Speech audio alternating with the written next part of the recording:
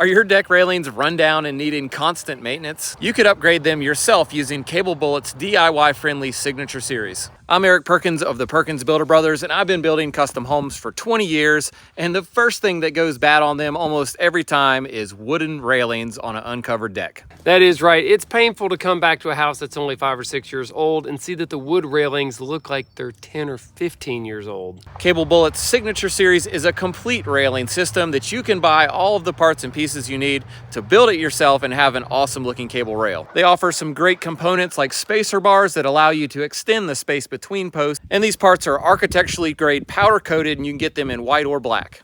A real game changer here on the Signature Series post is the built-in leveling screws that allows you to perfectly plumb your post on an uneven surface below, which they almost always are. They also offer a leveling plate that'll go right underneath the base in case you have a soft substrate like wooden decking that the screws might press into. These posts also come pre-threaded for Cable Bullet's termination ends, so that makes it super easy, and they come with all the tools you need to install them. Make sure to check out cablebullet.com for the full line.